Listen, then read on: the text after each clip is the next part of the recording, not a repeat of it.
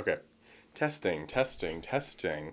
My name is Matthew. Oh, I'm an Arantxa. What? How do you say your name? Araxna? I'm keeping that. A rat. Hold on. Look, I have it right here. Arantxa? I have it right here. Try to pronounce it. Arantra. Aranta.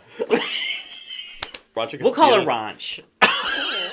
Hi, my name is Matthew, and you might know me as belakboy on TikTok. It's belakboy on Twitter, belak_Matt_ on Instagram, or you might not know me at all. And for those of you who don't, I am a content creator that talks all things World of Wonder and Drag Race, especially that of Drag Race outside of the US. And today, for my 10th video ever, I'm here with Derek. You know him, you love him, he's been called out by Bianca Del Rio on Twitter.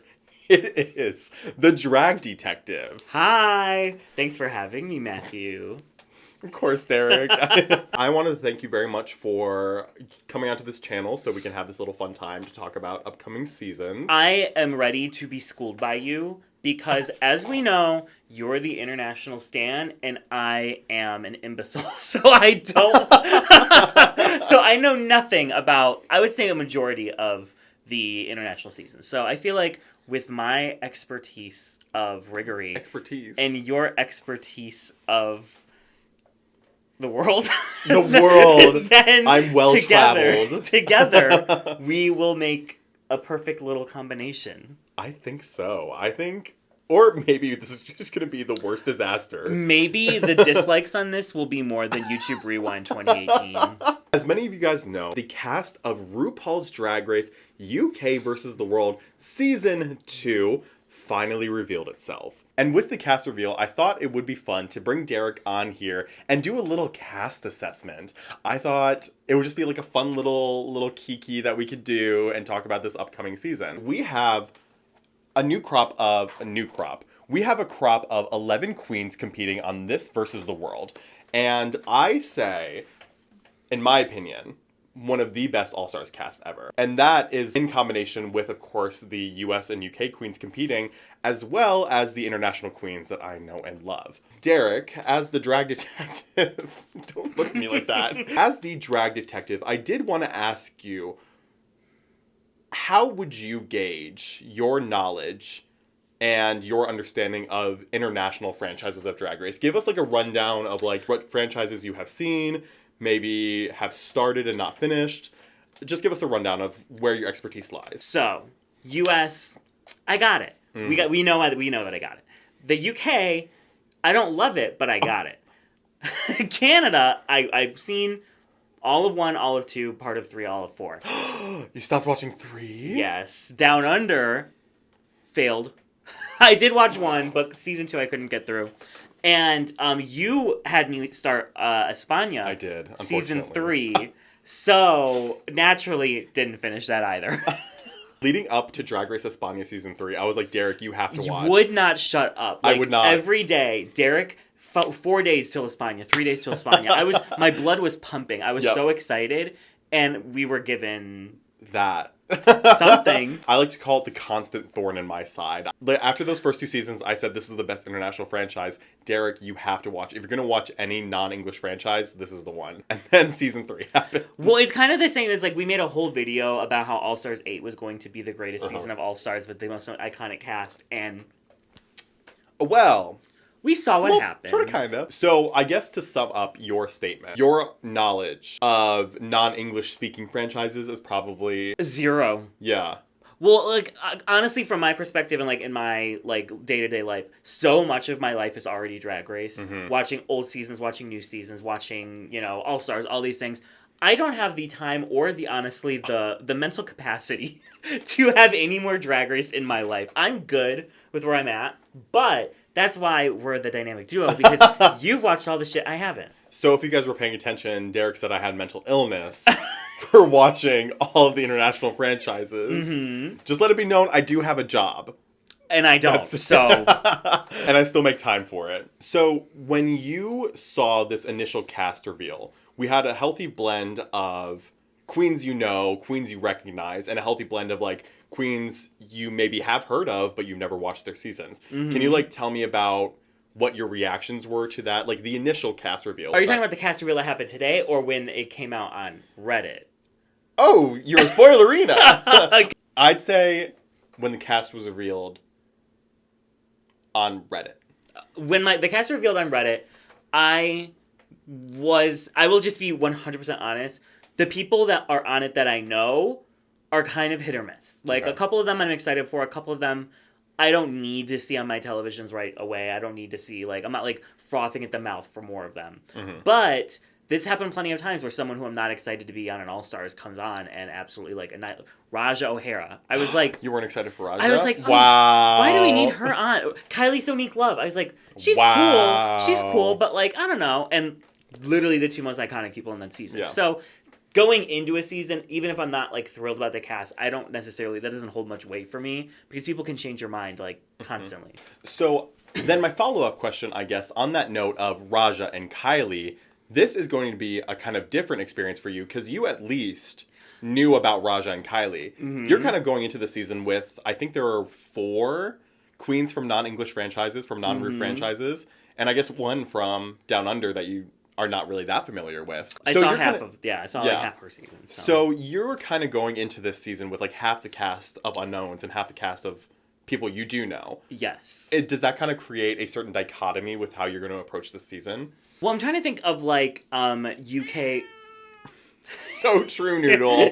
I'm trying to think of like UK versus the World 1, where like I had watched maybe 1 or 2 episodes of Thailand, so I wasn't even aware of Pangina. I didn't watch Holland, so I didn't know Janie Jacquet. But, like, on that season, obviously Pangina is, like, a living legend, and I loved Janie Jacquet. So I went in with, like, an open mind. Like, I wasn't, like, writing anyone off because I didn't know what their talents were going in. And I think that made it kind of more interesting because I didn't know what to expect from most people. Well, that's going to be different today because we're going to go through the entire roster and I'm going to mansplain all of the international girls. Please do. Someone has to. And then as we kind of go through the international girls, we are also going to do a cast assessment of the UK and US queens just so we can get, unfortunately there's no Canada queens here. Which is it's a travesty. Canada has amazing casting. Well, I agree, but unfortunately I think the reason is they don't want Canada to keep going home first versus the world. It's like an easy thing now. Yeah. It's like, oh, we can just send the Canada girl home. They've already been through this shit before. The filler queen. Literally. The filler country is Canada. No, for real. But even with no Canada girls, we still have this amazing crop of queens from all across the world that I am pretty confident is going to give us one of the best seasons ever. So with that, I think we can now segue into doing our little cast assessment. And luckily, it's very topical because we are starting off with a queen that is from a season you haven't watched. And a Derek, queen whose name I can't pronounce. Please, I want you to give it a try. It's Arantxa. No. Arantxa. Arantxa. Say the full name. Arantxa Castilla-La Mancha. Okay. Granted, I don't speak Spanish either, so I am not the what's the word? Like the defining expert on this. Right. Did you watch the live pink carpet walk on WAPRSense Plus from Drag? No. Michelle Visage ate that pronunciation up. Was she like really like giving it her all? She did. It was very she giving impressive. her visage? Yeah. And Arantxa is from Drag Race España season 1, where she placed 7th. She went home early. She did. I knew that much. Well, she placed 7th on the season of 10 Queens, which I guess is kind of middle of the season. Mm-hmm. But it is, by its very definition, 4th out, which we would define as first out. She didn't have any challenge wins. She lip-synced twice in the second episode when she sent home Drag Volcano. Which she had, like, sickening drag, right? Yes. I think I remember seeing one and of it was her a gag looks. when she went home second. And in episode 4 where she got sent home by Hugatio Crugente.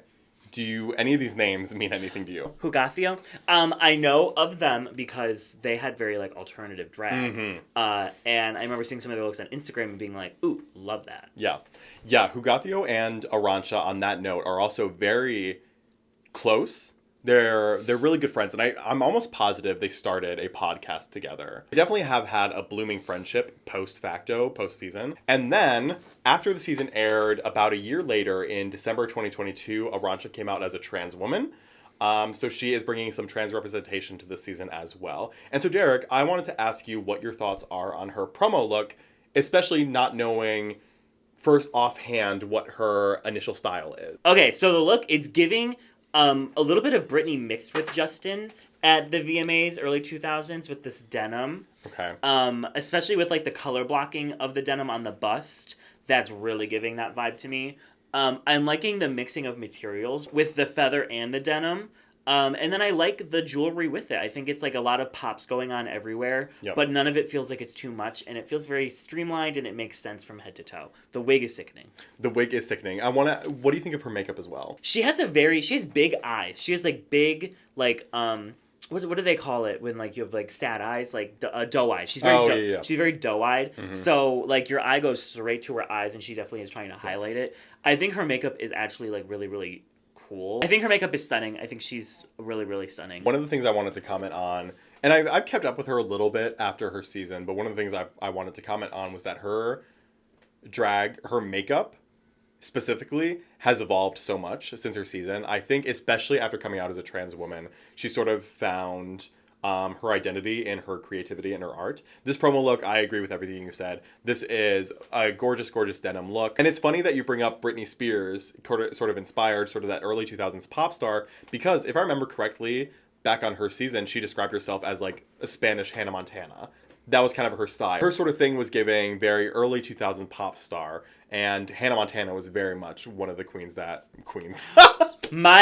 winner of Drag Race España 5 is Hannah Montana. But she's very much pulling from those early 2000s pop idols. I'm very excited for her. Even being, even if you're going to be an early out, I don't care if you're the first eliminated. If you were on any season of Drag Race, I'm going to be excited for you. But especially her, one of the most like endearing, awe-inspiring queens out there. So I'm very excited that she's gotten this opportunity. And I'm kind of, dare I say, I'm kind of glad she didn't go on for España All-Stars. I have a certain respect for the queens on España that are not going to go for España All-Stars, but rather go for the RuPaul season. Okay. Well, because they have options. They have Global, they have You versus the World, and they have their own All-Stars. So, like, you can kind of, like, pick and choose. Exactly. Like, it's like a choose-your-own adventure, yes. Exactly. Well, that's also depending on who gets a call. Yes. What should I expect her? Is she, like, a performer? Is she a dancer? Is she a look queen? One thing you should expect from Arantxa is definitely, like, heart. She's going to be very funny. She was definitely like a confessional queen. I definitely say expect a lot of humor and expect a lot of heart from her. And also, interestingly enough, I also found out recently that apparently not a lot of the España queens like speak English fluently enough to like go on versus the world. Exactly. Well, because here's the thing. Like, that being said, I've said before that I'm very excited for her even as like an early out to be on the season. But Arantxa being like the first España queen to come back for a versus the world or global all-stars, and I guess she was revealed before España all-stars was even announced.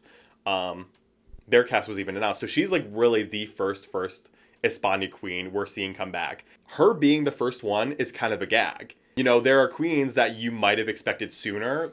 Killer Queen, Venedita Von Dash, Clover Bish, honestly. Clover Bish. Clover Bish. I don't even need to watch that whole season for Clover Bish to be my favorite España queen from the franchise. She is the moment. I think she's everybody's favorite España queen. With that all being said, Arantxa is definitely going to be a wild card this season.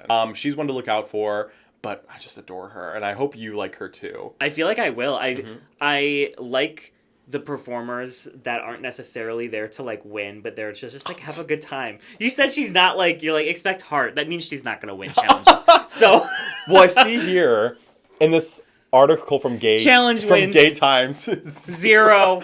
Well, she says right there in that quote, "This crown is mine. You better be ready." You know who else said that? GOTHY KENDOLL on UK1. Well, we'll be bringing that up later. Okay, and so now we are going into the territory that we are both familiar with. And next up in the order is, of course, CHORIZA May. And I will let Derek start this one off. If you follow me on social media, you know CHORIZA May is one of my top 10 queens from Drag Race, period. Like, not just Drag Race US or, like, international. Any Drag Race, CHORIZA May is in my top 10. Like, I stan CHORIZA May so hard. I stan CHORIZA May like people stan Katya. To be honest, yeah, I love her. I love her so much. Her social media presence, everything she brought to UK3. I think she was given like the worst hand imaginable on that season. I don't think her talents or her humor were appreciated whatsoever. So I'm excited to see her get another shot. I still worry that her drag might be a little bit too far outside of what Drag Race expects and like looks for. I think she's a little bit kooky, and I don't think she's necessarily fitting her drag to every challenge. Mm-hmm. She's going to do her own thing, and it might fit, and sometimes it might not, so I worry about her, but this promo look... This promo look, girl. This promo look is everything. It's so good. I don't think this was intentional at all. But I find it very interesting that she went for the red, yellow, and orange, given that España All-Stars. This could be in that promo. That's what I'm saying. Like, that very well easily could be in the España All-Stars promo. I don't think it was planned at all. This look is kind of everything to me. Would you say CHORIZA is, like, your favorite UK queen? UK alum, I should specify. It was on UK 5 that I liked. Did you like Kate Bush? I don't know who you liked. Tamara Thomas? She's definitely up there. She's definitely like top 2, top 3 for me. I mean, also underrated makeup queen. Like her. Oh, yeah. She looks airbrushed. Yeah. Even in like the photos where it's not like Facetune or whatever, she looks absolutely insane. Yeah. Theresa May, I'm very excited for. I agree with like the fact that she got dealt a shorthand, is that the word? Mm-hmm. Is that the phrase? She got dealt a shorthand on UK 3. It's very much that double elimination is also one of the most traumatic things I've ever experienced in my life, given that CHORIZA shouldn't have been in the bottom and River should have won that lip sync. That's just neither here nor there. Theresa May is definitely going to be one of the biggest personalities on this season, one of the most hilarious queens. I still think that her entrance line is my favorite entrance line of all time. Yep, it is. It's so good. It's so good. No. Don't hate me because I'm beautiful. Hate me because I'm an immigrant. And trade. She's so hot out of drag. Mm-hmm. I'm sorry. Despite being dealt a shorthand, Theresa did finish the season with one challenge win, having won the girl group challenge for BDE with Vanity Milan, Ella Vidae, and River Medway. Do you think that skill set will apply to UK versus the world for her? Or do you think in this season her talents are going to shine through in other challenges? I'm hoping that with things like a talent show, with things like more improv, her comedic side could come out more. Mm-hmm. Because she really is a camp queen through and through. Like she can do glamour and she can do things, but she's a camp queen. Yeah. So I hope that they're going to throw challenges at her that she can lean into that. And I think if she's able to lean into that, I think she's going to be like smooth sailing. I think if it's how cunty can you be, she might struggle a little bit. When I go to a CHORIZA show, that's not what I'm here for. You know what I mean? How do you feel about the promo, like the theme, like the galaxy red carpet? The theme itself? Mm-hmm. I like the idea. I think I remember hearing on Twitter like weeks ago that it was supposed to be like Met Gala, which they just did for All Stars 8. Yeah, I don't know how like this distinguishes it from that, but this one like the theme itself, I don't know, it seems like more angelic, I guess. None of the looks follow a theme. They're all wearing different shit. Yeah, which is fine. It's just like, you know, high fashion gowns kind of vibe. Yeah, but CHORIZA, that's mother. 10s she across the board. 10s across the board. I will not be shutting up about Theresa May for the next many months. Oh, we know. We know. Get ready to get sick of me. You thought I was Mayhem Miller's defense attorney? Just you wait till Theresa May comes on this season. Stop. I wish we did Mayhem Miller first. And up next, we are sticking with the UK, and we are moving on to, I think, one of the most interesting picks for an all-star season ever, with GOTHY KENDOLL. Well, and it wasn't. It was... So, Derek, please tell me what your initial thoughts of GOTHY KENDOLL are for UK vs. the World Season 2. I was shocked because I hear more about her OnlyFans than I do her drag. Damn. Just being real. I don't see her post drag that often. Do you follow her on Instagram? Yeah. I think so. So I was a little bit surprised. And not only that, but like she was a first out. And I don't think she was the first out that like made a huge splash. Like I don't think people were like losing their minds about GOTHY KENDOLL going home first. Yeah. So I was a little bit confused. But it's hard to say she has not had a glow up. Yeah. And I am excited that she's such a wild card. We don't necessarily know where her drag is at now. Or at least I don't. Well, that just might be me. But I don't know where her drag is at now compared to where she was on UK1. She could be a completely different queen. She could have a whole brand new arsenal of talent that she's ready to unleash. Or she could just kind of have the same vibe. And I guess we're going to have to wait and see. Mm-hmm. Yeah, this was definitely such an out of left field pick, but I could not be more happy. One thing I love about Drag Race when they cast wild cards is that before the season rumors were coming out, before like the cast rumors, I should specify, before they were coming out, there are queens that I haven't thought about in years. GOTHY KENDOLL, like I haven't really I haven't really kept up with her like I have with some other queens from UK1. When I hear that she is going to be cast in UK versus the World Season 2, I'm like, oh, you know, like that's the sort of the reaction I have to these sort of wild card picks, because they weren't on my radar at first. But now that I see them here, I'm like, well, you know, I might have to pay attention now. I definitely think GOTHY caught my attention with this look. I think this is gorgeous. Oh, you're a little silent. Do you disagree? No, I like it. You were talking. Derek! I didn't want to talk over you. Oh You were God. talking. Derek is a GOTHY KENDOLL. No, Hey. I like this look. I was really... letting you have your time. It was the way you just had no reaction. I don't know, Derek. But I do think that this look is very, very adorable. I think it's very chic.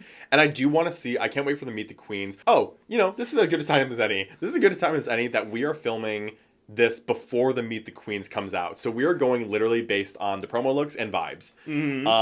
Our memories. Our memories. I thought it would be fun to just do this before the Meet the Queens, just like get our initial reactions. And because we won't be together when the Meet the Queens comes out. That too. So GOTHY, when the Meet the Queens comes out, I would love to see like a 360 of her look, because I see that little, I don't know what the proper fashion term is, but seeing those sort of two draping capes behind her, the thin capes, I would love to see how that attaches. But overall, this is such a very clean and chic look that just really makes me excited for GOTHY KENDOLL. I remember when the UK season 1 cast dropped and I looked at GOTHY KENDOLL's promo look and I said, oh, that's a winner. I don't know if that counts as a curse, but I said, oh, she's gonna win. It started way before he was It started all the way in TikTok. 2019. It started when he came out of the womb.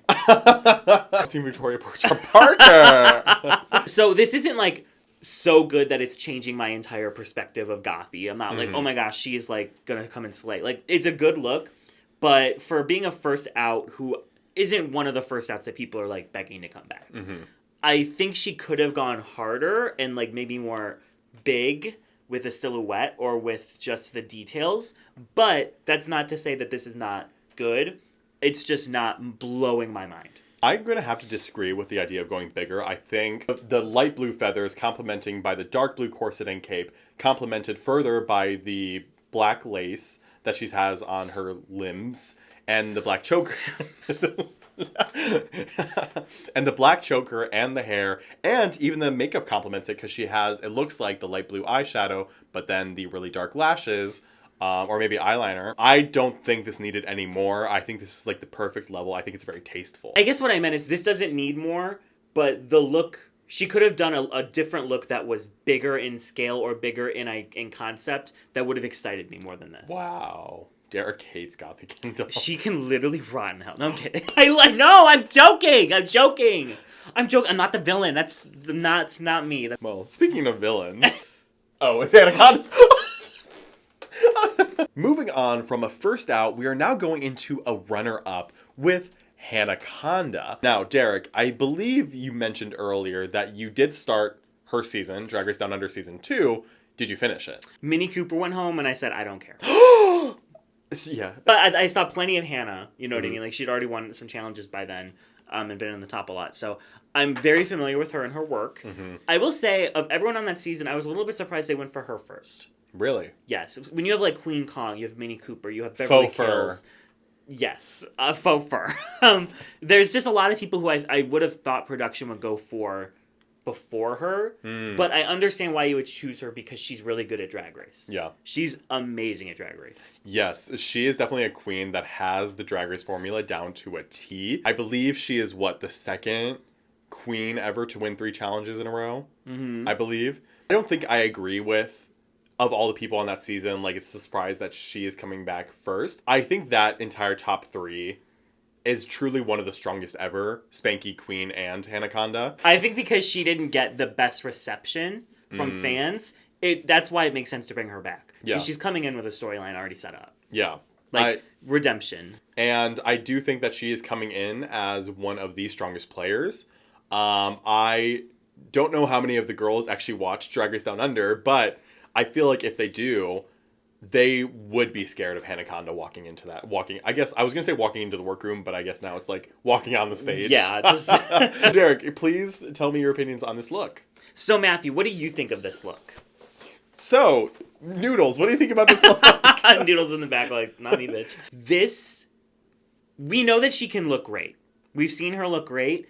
I don't think this is accentuating her in a good way at all. I think that the shape is a little weird, and maybe it's with the editing and, like, the shadows and stuff. I don't think this is giving her, like, the best shape. Okay. And I think she really... she's at a disadvantage because another queen on this cast wore something very similar. Oh, and it looks way better, unfortunately. I think the problem here for me, and this has happened before in Drag Race promos, is the pose. Yes. I think the pose that she is going for right now does not show off the dress as well as it should. As well as it could, I should specify. And it's happened before, like James Mansfield, Kimora Hall, in their promos, the way they model the look sort of defines how we react to it. This, I don't think the pose she's making is doing her any favors. I think I can see the vision for this look. Like I said, similar with GOTHY KENDOLL, when the Meet the Queens comes out, I'm going to need like a 360 on the whole look. I want to see her doing multiple poses. But I will say, I think her hair is gorgeous. That was my next note. I wish she didn't updo. I think because there's like so much stuff coming here with the fabric, I think if she would have done an updo, it would have made this feel less like there's a lot going on. So Derek, tell me what you really think.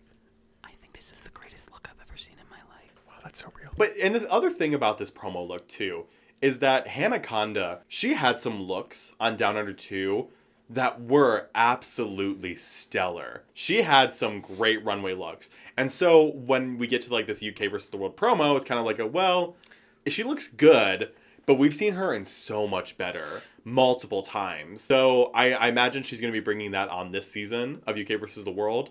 But either way, Hannah Conda, I'm excited to see her. What are your... Of the people on this cast, I'm not like foaming at the mouth about Hannah Conda. But she's another one where when I watched her season, she didn't necessarily jump out at me as someone I was like obsessed with. But she has a whole other opportunity now to like prove herself. Yeah, to kind of like win you over. Yeah, I'm not saying she has to, but like, I don't know, like... Specifically you. Yeah, Hannah Conda, like, listen, I'm the drag detective, and it is your duty in life to make me love you. It's now or never. She's not the one I'm most excited for, but I know she's going to be one of the biggest threats this season. She's funny. She writes a damn good verse. She has truly a lot to offer in terms of her talent. So she's going to be a huge threat. Who's next? I don't know. JB's in the house, y'all! I promise I'm not an asshole. I just hate this cast. So we have JONBERS Blonde next on our list. Derek, I want you to start off on your reaction to seeing JONBERS in this cast reveal. Okay, if you listen to me and Bootsy talk about UK4, you know we were not the biggest fans of JONBERS on that season. Dang. We weren't. But she is already making me take a second glance because this look is better than anything she wore on UK4. Well, did you clock the reference? It's green and she's Irish. What does that look like? Do you remember her design challenge look? Oh, I blocked that from my memory. Her, the one with black pepper. Yeah, I think this is like a redo of that look. I mean, it's so much better. I think this is a full glow up. This is the first of the queens that maybe I wasn't excited when I heard their name in the Reddit post, like JONBERS Blonde, that this is making me excited. Because this is a very, like, it's a very clear level up from UK4, which was when they filmed literally not that long. Like, it was probably like a year from when they filmed UK4 to this season. Not at all. Yeah, probably less. I'm excited to see what she's going to bring after seeing this promo look. This is one of my favorite promos. Yeah. This is another one, like GOTHY KENDOLL, where I'm like, she wasn't even on my radar. But when I heard that she was on this cast, I said, oh, okay, wait, I can gotta get behind that. The one thing I want from JONBERS Blonde this season, I hope she does this. My favorite thing that she did during UK4 was on Instagram post her workroom looks. And she said, RuPaul's Drag Race UK Season 4, workroom day 3. My workroom look. I ate that up. And so I hope she does that again. This look, I love this look. This is gorgeous. It's simple. I'm not well versed in fashion. I do think, though, that the skirt drops to a weird place. But that's just me, though. But I think this is a gorgeous, gorgeous look. I think her makeup has improved. Huge improvement. So much. I think she's gorgeous. JONBERS Blonde is really one, again, not one like how you say, Derek, foaming at the mouth over, but I'm so excited for her. But granted, there's nobody on this cast that I'm not excited for, with that in mind. But JONBERS, I hope she kind of gets a badge. I really do. Just one badge. It doesn't even have to be fair. It can be rigged if she just gets one badge for herself. Just because she deserves it, I think. This is the first look that we've seen so far. I have no notes, and I'm, like, thoroughly impressed. Yeah. And after, like, some of the runways that we saw in UK4, that's, like, a really big improvement in a short period of time. So I'm excited. Okay, so we are getting back to the non-English franchises. And up next, we have the icon, the legend, the Queen, the myth of Keta Minaj from Drag Race Holland Season 2. So, Derek, before I get into Keta Minaj, I want you to tell me, is there anything that you know about Keta prior to the season? I have not watched a single millisecond of Holland, but even I know about her robbery. Yes, okay. One of the most famous... 3 challenge wins? 3 challenge and wins. And went home before the finale? The most infamous Drag Race robberies of all time. Is this the one with, like, the host was saving her friend? Vivaldi was caught with a phone during filming, and that was strictly against the rules. But they didn't disqualify her. And then she, in a lip sync for her life, sent Keta Minaj home. Who was the front runner? Who was the front runner, like one of the front runners of all time. Easily one of the most formidable Drag Race contestants ever. I think she is legendary. She, obviously, coming from Holland, she's not going to be like one of the foremost competitors on people's minds. But I think anybody who knows Holland needs to understand that Keta Minaj is just that bitch. I think that reflects in this promo look. This is such a reflection of her style. That's sort of like Queen of the Night, just like dark, sharp. It's a very sharp look. Also, I see the bicep going through the dress. I'm like, okay, girl. Oh, yeah, oh my gosh, did trade. Did you see that? She's genuinely one of the coolest queens on Drag Race ever. And I also find it very endearing that she not only competed with her ex partner on Holland 2, but also they're like still friends to this day. Like My Little Pony. My what? So My Little Pony was Keta Minaj's ex-partner and was the runner-up on Holland 2. Jail for that drag me. But they still work together in the Netherlands. They're all over the place, and they're really killing it. My Little Pony also, I think, should be on Global All-Stars or versus the world one day. But just want to... I want to know your reaction to this. This is my new favorite look that we've seen. I think it gives really, like, kind of space vibes, which goes with the whole, like, galaxy background. Yeah. I love how the bottom goes into, like, the yellow feathers. It's really dynamic from head to toe, and like I love when you are looking at a look and you like your eyes follow the story. Mm-hmm. Like some looks, your eyes just go everywhere, and some looks there's like one spot that your eye goes. This one is like it's like a nice little like. Exactly. Your eye follows like a journey. And the other thing about Keta too is I see her on a similar level as CONDA because she has one of the most like diverse skill sets of any Drag Race girl ever. Because on her original season, she not only won the talent show, but she won an improv challenge, and then she won Snatch Game. You know, she won all of these challenges, but in different areas that make her truly a threat. And I think her being from Holland, not only from Holland, but also Holland Season 2, which is one of the least talked about seasons ever, is going to make her a silent threat this season. Was 2 the last Holland season? Mm-hmm. Yeah. Was her elimination like the final? I think that was the final straw that canceled the show. I really do. I think Keta Minaj's elimination just sent ripples through the universe. It was one of the craziest things to ever experience. She is going to be one of the most avant-garde girls this season. Well, I'm going to say second most avant-garde because there's somebody else, a little francophone, coming up here soon. But I think she's going to be one of the biggest this season. I hope she is at least. I'm excited. Yes. So speaking of francophones, here she is. Up next is La Grande Dame from Drag Race France Season 1. And je parle français un peu, so I stan her. Si. Oui. Oui. Je ne parle pas français. Je ne parle pas italien. Parles-tu anglais? Le drag queen. Le Grande Dame. Oh, I think I can ate that. Le Grand Dame. Le Grande Dame. I'm not even going to let you go first. I just want to say the best promo look of the season. For me, I know we just talked so much love for Keta's look, but this is so good. Especially knowing that these beads by, I don't remember his name, the designer is like named Kevin, I don't remember his last name, but Grande Dame, the beads are her thing, and this is just truly like the final form coming to life here. So Grande Dame, to mansplain, Grande Dame competed on Drag Race France season 1, and she was a runner-up along with Soda Muse, and they both lost to Paloma. One of the strongest top 3s ever, in my opinion. She finished the season without lip-syncing for her life, but she did have one challenge win, and I want you to guess what challenge it was. Snatch game. Yeah. How'd you know? We talked about this earlier. Oh, did we? Did I? We literally talked about this earlier. Well, I was gonna try to dupe you and be like, well, she didn't win the makeover. She won the Snatch game. Did she win the makeover? Well, technically, nobody won the makeover. Yeah. Well, okay, it was weird on France because, like, Nikki Doll was like, the top 4, you all did so good in this makeover, so we're just gonna do a lip sync tournament. They got bored. Yeah, they were like, so there was no winner and there was no loser. There was just like, yeah, we're just gonna do a lip sync tournament anyway, so it didn't even matter. Anyways, what is your first reaction to Grande Dame? Her look. Okay. Hair, check. Makeup, check. All of this, check.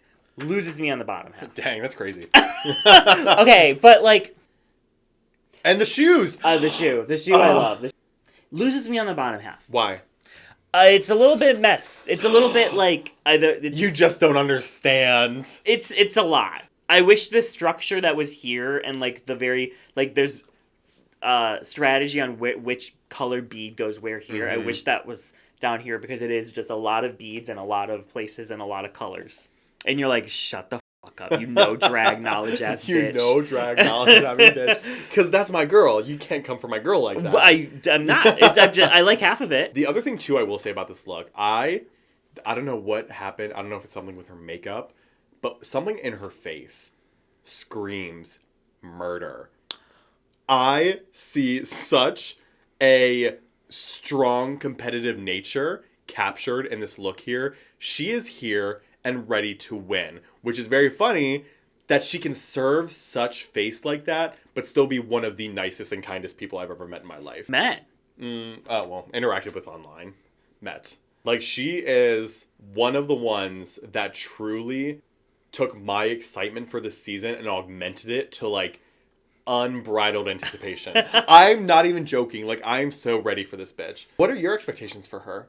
I have no expectations. Does she only wear beads? No. It's not it's not like a gimmick. It's like like she wore it for her promo look, her entrance look, and then she wore it for like one performance challenge. She wore it for the girl groups, and that was it. But she is like well known for her avant-garde fashion, and I think that is due in part because of her just perfect model body. This bitch is tall, mind you. She looks tall. If I'm not mistaken, I saw like on I think Drag Race Central, or Drag Central, like the Instagram account, like they did a fun fact of like the tallest queens of Drag Race, and it was like Banksy was number 1 at like 6'5", or no 6'7". Grande Dame was like number 2 at like 6'6" or 6'5". She could step on me. Yeah, like a roach. She is a tall bitch, and she's one of the bitches that had to like duck under the runway when she came out. I think during the ball she wore this giant look, and she had to like physically duck underneath the thing. But Grande Dame, I just can't wait. I can't articulate even anymore. Your excitement of her makes me excited. Yeah. Thanks. So, I'm glad. So I guess that's one of the goals of this video was like, I hope I could like try to like transfer this excitement to you for a lot of these queens you don't know. Well, and if we're going to be covering the season, then, like, true. Having some like background is helpful. Right. And so maybe you'll make a riggery of Drag Race France season 1. You're not let's not get your hopes up, Belak. We? D'accord. Who's next? So we just had like hit after hit after hit. You're foaming at the mouth. I'm foaming at the mouth now because up next we have the Filipino winner, Marina Summers. And that's not a prediction, that was like a reference. I was going to say, she didn't win, did she? No. In the Girl Groups Challenge on Drag Race Philippines Season 1, one of the lines in her song was, "Oh my god, is that Marina? I'm your Filipino winner." It's so good. Before I get into Marina, tell me about this look. If she walked up to me on the street, punched me in the face, and kicked me in the groin, I'd say, thanks. She's giving, like, this is the definition of serving cunt. Yep. Like, the face, the pose, the look, the makeup, the little headpiece in the back. Yep. I mean, this is, like, head to toe perfection. This is just pure, unadulterated elegance. I've never expected any less from Marina Summers. Truly one of the best promo looks of this cast, and I think of, like, the past couple months. Was she, like, a runway queen on her season? Yeah, she was. Well, okay, to be fair, Drag Race Philippines won. Everybody was a runway queen. That season was one of the most fashionable seasons of all time. But Marina Summers, by far, was the fan favorite. I would say Marina Summers was one of the biggest queens of 2022. So in Drag Race Philippines season 1, she clearly was the frontrunner. She had like a 7-episode top streak until they decided to ruin it in the makeover, as they do, where like her partner looked, she didn't even look just like her, but they definitely looked like sisters on vacation. I'll show you a picture later.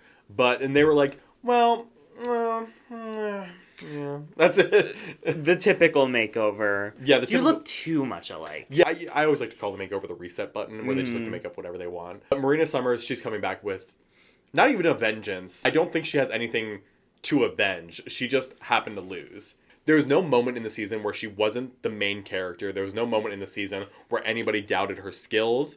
I just think at the very last moment, Precious Paula Nicole kind of pulled through. I kind of think that's the best thing for Marina's career, because now she's getting to meet RuPaul. If there is going to be anybody this season that has the Pangina effect, it's going to be Marina Summers. Okay. And I'm not saying that like if she loses, I'm saying that like a queen coming back for a RuPaul season and gets like this global recognition, she's going to be one of the most successful queens ever. And I think this promo looks proves that. This promo look is everything. Mm-hmm. And her being the first Filipino representation on a global stage, first Filipino queen to come back, it's truly just poetic. I can't wait. So up next, Derek, I'll let you introduce this one because I think this is your favorite queen of all time. For the meme, yes, it is. It is Mayhem Miller from season 10 of Drag Race US and All Stars 5, where I think she got an unfair shake on both seasons. I've never watched them. I wouldn't expect you to. And, you know, obviously it's like the meme that like I'm obsessed with Mayhem, which took on a life of its own that isn't necessarily factual. But I do think that on both seasons, she could have definitely gone further. If they cared about her and her story, she could have gone further both times. What story? They gave her one episode story? Basically. And that was it. Yeah. I mean, she is drag excellence. She's been doing this for so long. She has, I think, mastered the form of drag. Mm-hmm. Her looks are always on point. Her makeup is always on point. And this look, it's giving me like Janet Jackson Rhythm Nation tour look. Like, it is so stunning. I've never seen her wear this type of hair. This like very like sculptural hair. So it's really, really good. I feel like she stepped up her drag since All Stars 5. Yeah, there's something here in this promo look that's just so addictive. It's gorgeous. The trash bags. It's giving the trash bags. Like in the look that she made on season 10. You mean the gloves? Oh, yeah, the gloves. Or I guess there were trash bags there. There was trash bags on here and then gloves. It's giving like that like vibe, isn't it? I see the vision. She's wearing gloves. Face card never declines. Yep. Wow, she really is your favorite queen of all time. I hate her! No, I'm kidding. Wow. You heard it here first. The truth comes out. You heard it here first, folks. Derek hates Mayhem Miller. I hate her. And what she's done to my career. Wow. What are your expectations for Mayhem going to UK versus the world? I don't know if Drag Race is where she thrives. I don't think she's as competitive as you have to be. We saw that on season 10 and we saw it again on All Stars 5. She basically threw in the towel a little bit on All Stars 5. She wouldn't fight for herself on season 10. So in order for her to do well this season, she needs to have a fire in her that wasn't there her previous 2 seasons. So if she has that, I think she's going to be okay, but it's just going to be interesting to see. Yeah, I agree. I think if she wants to really thrive on this season, she needs to like first-handedly reclaim her time. And by first-handedly, I mean actively. I mean she needs to have a motivation to reclaim that time for herself. We watched her check out twice on the past 2 seasons she's been on. So I hope that in the time she agreed to be on the season, she said, I am going to go into this season with a fire that I didn't have the last 2 times. Now, with that being said, this is the first American queen we are talking about here. I don't want an American queen in that finale.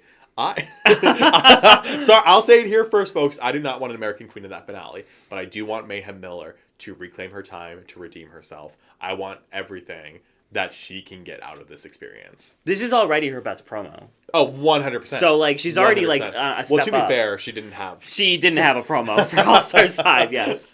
Amazon was the promo. and it looked great on her. It did. It looked amazing on her. But keeping it stateside, now we have Scarlet Envy. The envy of the world. Great casting choice. Great casting Yeah. choice. Yeah. I think if you're going to cast American queens who have been on All Stars on Versus the World seasons, it should be people like Scarlet, who didn't make it very far, showed promise, but didn't necessarily, like, break out of the shell or, like, really become, like, a front runner. So she, I think, is perfect casting, because people have also wanted her back. Thing with Scarlet Envy, I genuinely think that she was a victim of being on the wrong seasons. I think Scarlet Envy, if they wanted to, could have been one of the biggest names on either Season 11 or All-Star 6. But I think she just happened to be at the wrong place at the wrong time. Season 11 going in, she's already competing with Evie Oddly, Brooklyn Heights.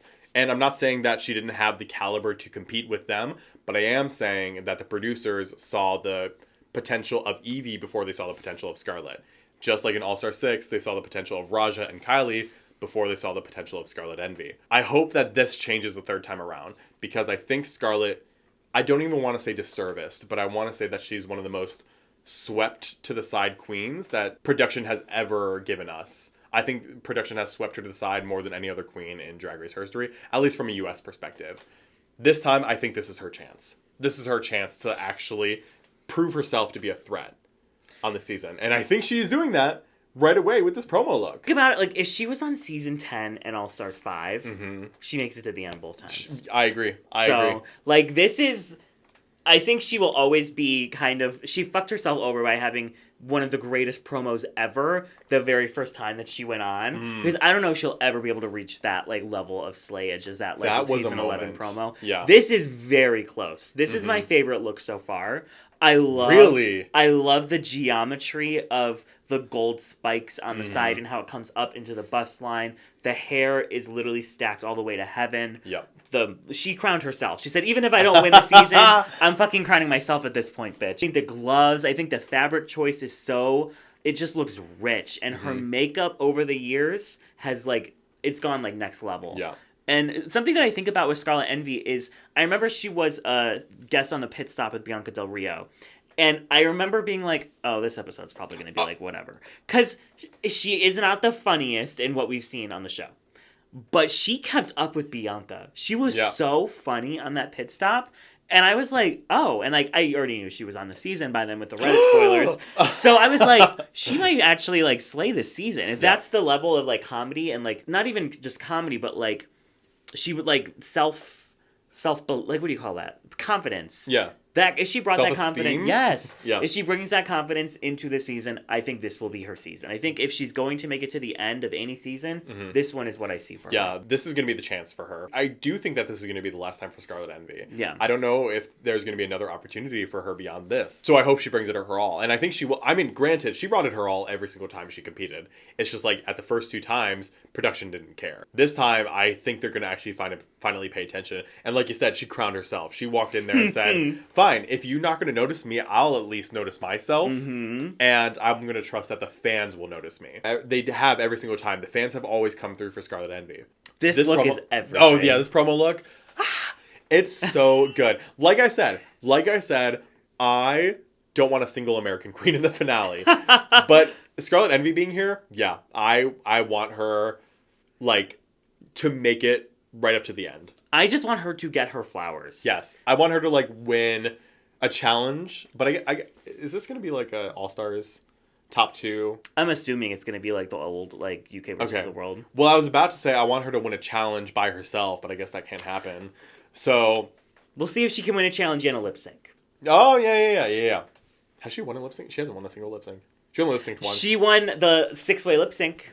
But she was like the fourth one called safe. But she did pretty good. Yeah, she did. She did pretty good. But now let's fly across the pond to a queen, trying to make a reference. Now let's fly across the pond to a queen made of skin that is on her body. Okay, Hannibal Lecter.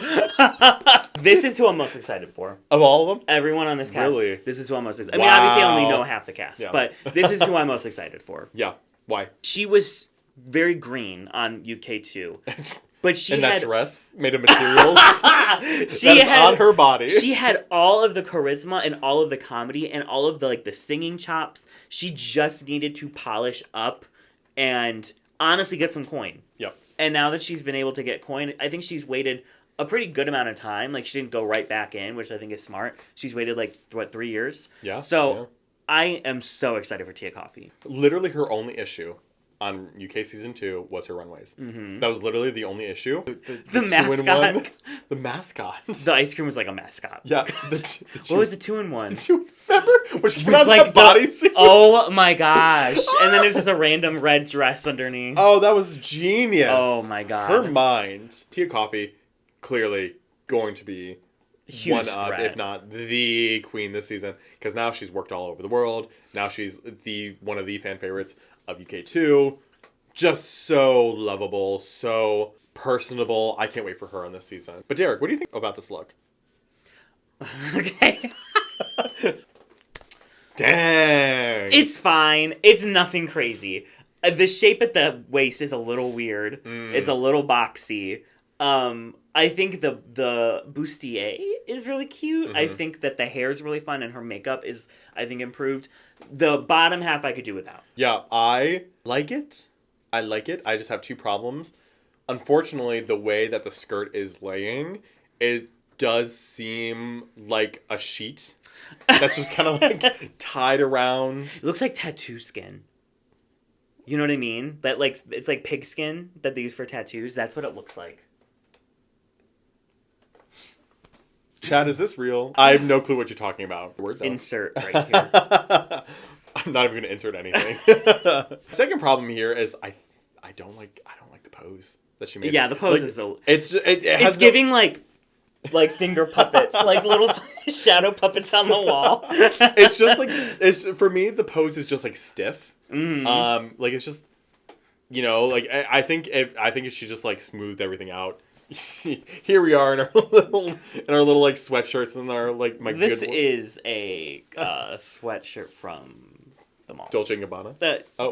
Yes. Yes. Her wig, stunning. Makeup, stunning. I am more excited for Tia KOFI than some of the international queens. Honestly, I'm really excited for Tia KOFI. Well, and she's so marketable. Yes. I'm sure the BBC is hoping, begging, praying that she doesn't flop because a whole season of Tia KOFI is the best thing for them. No, literally. That's going to be the moneymaker for them. She's going to be a confessional queen. She's going to be a challenge threat. She's going to have it all, I think, now that she's fully formed. I think the 2 people that are bringing in the most audience from people who don't watch international are Tia and SCARLET. And that is the cast of 11 queens. Not 12. Not 12, but 11. If you could cast a 12th queen from a franchise that's not represented, who would you cast? I would probably pick either a queen from... So, I would probably pick a queen from Italia, and I'd say maybe a Norma Jean.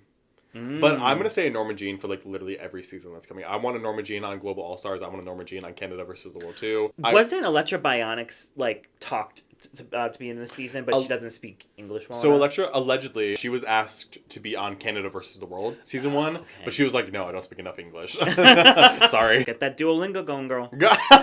Probably cast a queen from Italia. I would cast a Norma Jean. It would be so cunt if a disqualified queen just comes back for All Stars and slays and no one slays. cares. And a Norma Jean I think would do it. But yeah, so that'd probably be my first pick of a queen from a franchise that's not represented on this season. Who going in when you saw this cast were you this is my winner pick? Marina Summers. It's no question.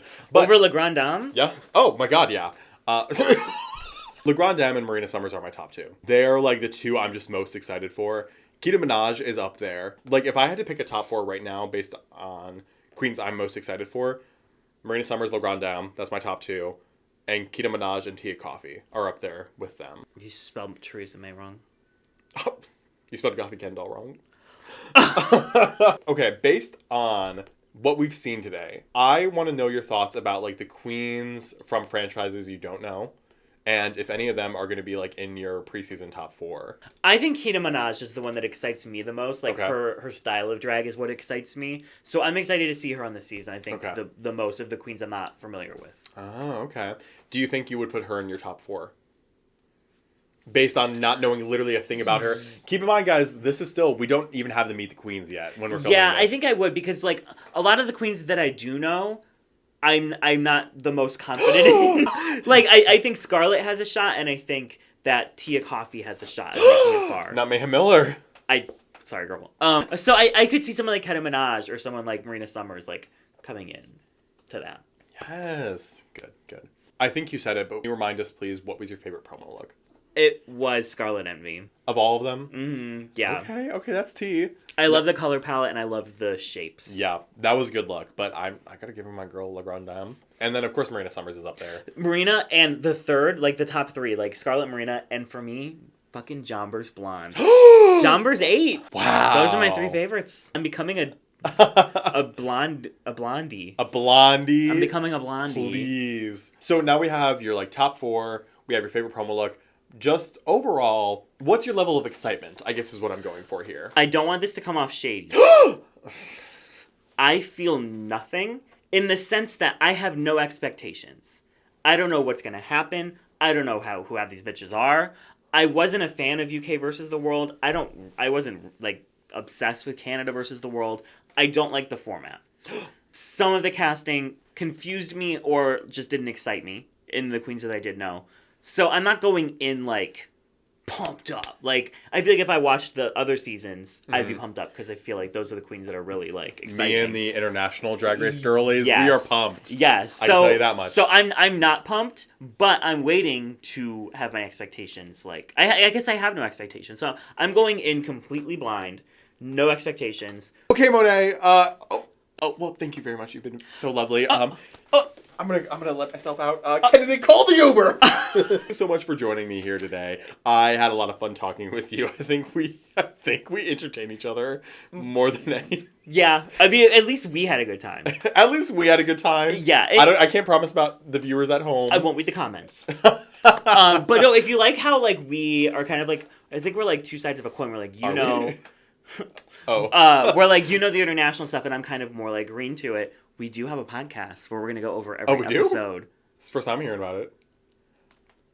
You signed the contract, bitch. We do have a podcast going on where we will be talking about every single episode. It's the Rigged Recap, and it's on every Spotify, Apple Music, Audible. Is there any other options? If there are, it's on there too. That was a great plug for yourself. It's a plug for us. I guess. Well, it's your show, though. That you're co-hosting. But it's like your show. Well, if you don't plug yourself, how the hell are you going to plug somebody else? Wait.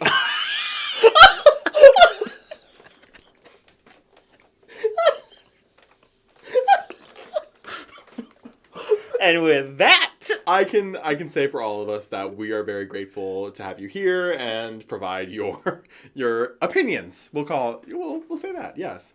my views. But with that in mind, I want you all to remember that we are just gay people talking on the internet.